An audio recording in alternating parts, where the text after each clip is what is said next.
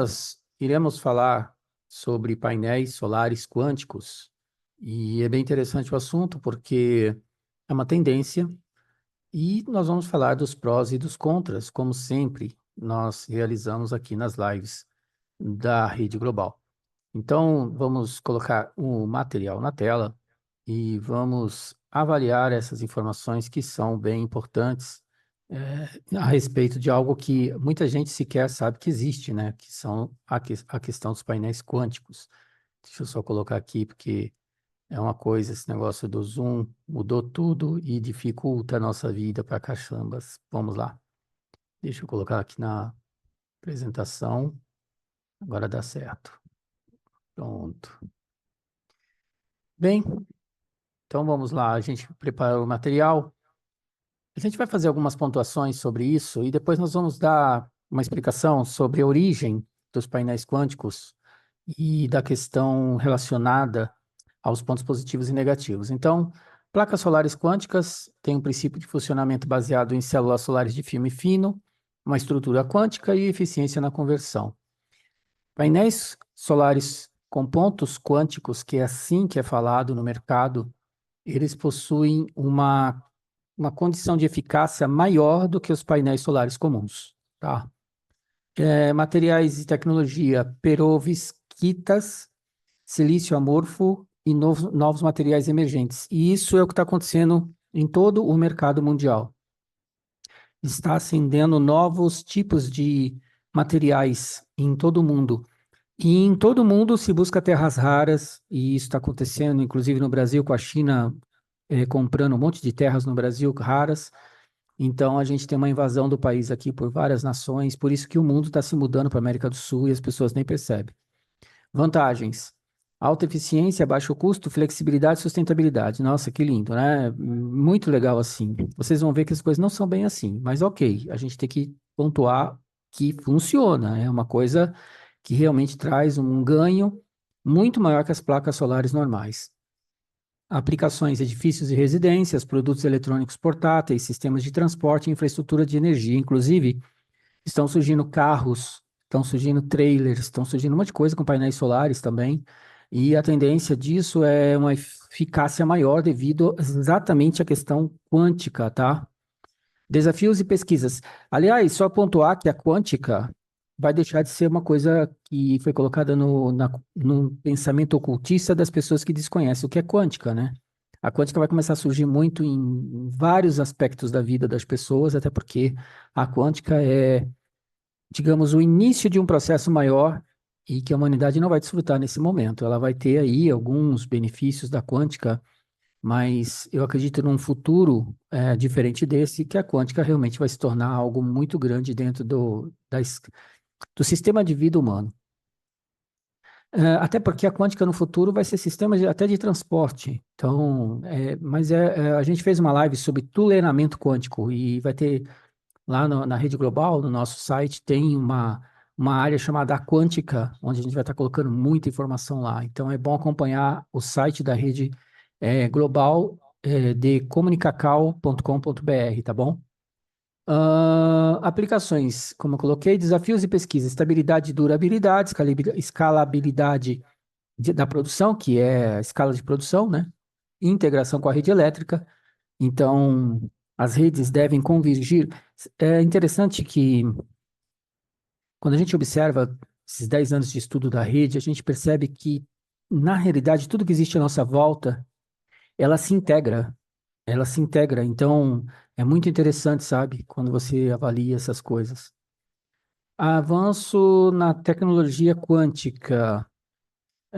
Então, está havendo, né, em todo o mercado um avanço gigantesco nesse sentido. Agora, aqui que é interessante. Impacto ambiental e social. Redução da emissão de CO2. Ok. Acesso à energia limpa. Ok. Desenvolvimento econômico. Ok. Sustentabilidade a longo prazo. E se eu disser que não é bem assim? Não é bem assim, como sempre, nunca é assim. Mas primeiro vamos entender a origem desses pontos quânticos, de que forma o mercado começou a perceber que esses processos poderiam ser desenvolvidos. Isso começa com eletrocerâmicas, tá? Então, as cerâmicas vêm sendo utilizadas pela humanidade há milhares de anos, mas até os últimos 50 anos, ninguém se importava com as características elétricas dessas cerâmicas. A peculiaridade das eletrocerâmicas é que elas respondem, de alguma maneira, à presença de um campo eletromagnético, apresentando variações na resistividade elétrica. E é isso que é interessante também, quando eu estava observando o estudo para apresentar para a audiência, é essa questão do eletromagnetismo, sabe? Ele está presente em todo o processo, o tempo todo, em tudo, basicamente. Então, quando eu estava estudando e falei sobre o toleramento quântico dos monopolos magnéticos, que possibilitará no futuro de uma humanidade diferente dessa, as pessoas se transportarem de um lugar para o outro imediatamente, porque os monopolos magnéticos, eles são um sistema que permite uma velocidade de transmissão via esses processos eletromagnéticos que é acima da velocidade da luz, porque é um processo praticamente quase que instantâneo de movimento de um ponto A para o ponto B. Ele está acima da velocidade da luz. Então, estudar toleramento quântico é interessante. Eu indico à audiência para vocês entenderem melhor o que que é monopolos magnéticos. Mas é interessante como o eletromagnetismo está dentro de todo esse processo que envolve a quântica. É interessante em perceber como o futuro da humanidade vai ser uma coisa muito extraordinária, baseado no entendimento da quântica e do eletromagnetismo, sabe? E isso está presente em tudo, né? Porque nós temos a energia forte, a energia fraca, nós temos a gravidade e nós temos o eletromagnetismo. São os quatro processos do sistema que basicamente são as leis, né? Que regem todo o universo. Isso daí é uma coisa interessante quando você vê o papel do eletromagnetismo em relação à sua proximidade com a quântica e essas formas, né, que existem de desenvolvimento em torno desses processos. Bom, continuando, a presença do campo eletromagnético apresentando variações na resistividade elétrica, na permeabilidade magnética e em outros parâmetros elétricos e ou magnéticos, né? As eletrocerâmicas englobam principalmente óxidos semicondutores de elementos metálicos. E isso é interessante quando você vai para as chemtrails, quando você vai para o rastro químico, quando isso vai de encontro ao que nós explicamos sobre os rastros químicos. As pessoas entendem que rastros químicos são jogados sobre a população visando redução populacional. Isso é um efeito do processo como um todo, quando uma estrutura de poder não se importa com as pessoas, certo? Ok, então é um efeito resultante da distribuição das chemtrails, mas as chemtrails em si, elas não são isso, exatamente. As chemtrails que as pessoas veem nos rastros químicos, que tem lá inúmeros metais e ametais em tamanho nano, são testes desenvolvidos pelos militares exatamente para chegar nessas condições de entendimento dos materiais em relação à produção de equipamentos militares e na relação de produção dos elementos que fazem parte dessa nova estrutura de sociedade que está surgindo, baseada na quântica, baseada no eletromagnetismo, baseada no magnetismo, baseada em novos materiais. Esses novos materiais, eles têm que ser testados, testado a sua resistência, testado a sua questão química, testado a sua questão de radiação, tudo tem que ser testado, tudo tem que ser analisado, tudo tem que ser pensado. Então, esses processos que as chemtrails desenvolvem na realidade, eles usam como um laboratório para entender qual o funcionamento desses metais e ametais para utilização na indústria, para utilização nas corporações, no desenvolvimento de armas, de tecnologias e etc, etc, entenderam? E no fim das contas, as pessoas respiram tudo isso. Só que como as pessoas também estão num processo de transformação por conta da rede intracorporal e optogenética, esse material que é respirado, ele faz parte do contexto da rede intracorporal, louco, né? Então, na realidade, tudo que está em andamento, desde as chemtrails até as pessoas, é uma integração de tecnologia. Então, a rede optogenética e intracorporal tem a sua conexão com os computadores quânticos, que tem conexão com os terahertz, que tem conexão com o que você respira nas chemtrails, que por fim alteram a química humana, que por fim fazem mudanças, entendeu? É tudo junto. Não é nada separado, é tudo parte do mesmo processo. Dito tudo isso, nós temos aqui o zircônio, o estanho, o cério e outros elementos. Por causa das suas características, eles podem ser utilizados como sensores na produção alternativa de energia. Em células voltaicas, fotovoltaicas, fótons, né? Fotovoltaicas, então tem a ver com fótons, que convertem a luz em eletricidade ou em células a combustível. E aí é interessante quando você estuda a rede optogenética que está sendo desenvolvida nas pessoas, junto com a rede intracorporal. Porque a rede optogenética é baseada em luz. E quando você analisa a fotossíntese, quando você analisa a optogenética, e quando você analisa células voltaicas, e quando você entende os processos da luz, você percebe que a luz, dentro desse processo, é muito poderosa. Os fótons, o sol, a importância de tudo isso, né? Então, eles estão, como é que se diz? Estão criando uma cortina para evitar os raios solares por conta de efeito estufa, que não sei o quê, porque aquecimento, que essa bobeira toda. E em torno disso, você tem o quê? Menos fótons. E aí você tem menos exposição ao sol. Então, quer dizer, isso debilita, cria um processo dentro das coisas vivas e orgânicas, biológicas, entende? Alterações que vão se somando a todas as demais alterações que acontecem. Dito tudo isso, na fabricação de memórias ferroelétricas, já utilizadas atualmente, por exemplo, em smart cards. Aí vocês podem pesquisar o que são os smart cards e como eles são feitos e etc. A evolução no setor tem sido aceleradíssima. Falamos agora em tecnologias embarcadas em cima do chip de silício, agregando-lhe novas funcionalidades, né? Comentou aqui uma pessoa da área.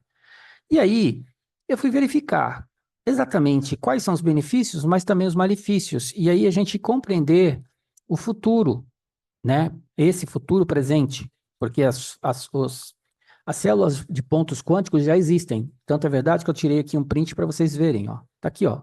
Célula solar de ponto quântico. E, claro, obviamente, são poucos os produtos disponíveis no mercado, porque ainda é uma tecnologia em desenvolvimento. Mas já existe, tá? E tá aqui, na tela. Vocês podem colocar em inglês, tá? Porque em português vocês não vão achar. Mas se vocês colocarem aqui em inglês, vocês vão achar. Então é só traduzir isso aqui para o inglês, mas é quantum, esqueci a outra palavrinha que tem no meio. Mas tá bom. É só pesquisar em inglês. Os painéis solares quânticos, e aí eu fui fazer uma pesquisa do que é a perovskitas, que está aqui, ó.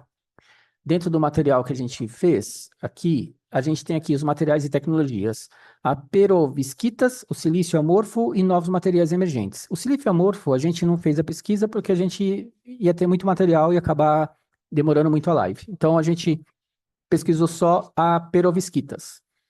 E as perovskitas possuem o seguinte aqui, ó, os painéis solares quânticos, também conhecidos como células solares de película fina de perovskita, então é outra forma de vocês pesquisarem, utilizam materiais à base de perovskitas como camada ativa em suas estruturas. As perovskitas possuem diversas propriedades físicas e químicas interessantes, incluindo a absorção eficiente de luz. As perovskitas apresentaram um coeficiente de absorção de luz muito alto, o que os torna excelentes materiais para aplicações fotovoltaicas, que no caso do painel comum, eles atingem 25% ali, 20% de absorção. Esses painéis, eu já vi algumas coisas que chega de 50% a 75%, é uma coisa absurda, realmente muito superior aos painéis comuns. Baixo custo de fabricação. Métodos de síntese de perovskita são geralmente mais simples e baratos do que os processos de fabricação de silício cristalino, por exemplo. Uma coisa interessante a colocar é que durante a pesquisa eu percebi que não se usa muita palavra quântica. E eu acredito que muita coisa não vai usar a palavra quântica, porque não há conhecimento da população sobre quântica. E isso foi algo que foi retirado das escolas, foi totalmente oculto das pessoas, por isso que se tornou uma coisa que muitos usam como oculta, ou ligadas a coisas ligadas a espiritismo. E isso não tem nada a ver com quântica. Nada a ver com quântico. O ser humano é quântico. Tudo que existe nesse universo é quântico. Seja anjo, seja universo, seja o sol, seja o que for, tem quântica. Porque a essência, a base de tudo é quântica. Mas a questão toda é que nada tem a ver com religião, ou tem a ver com isso ou com aquilo. Na realidade, é ciência e tecnologia pura.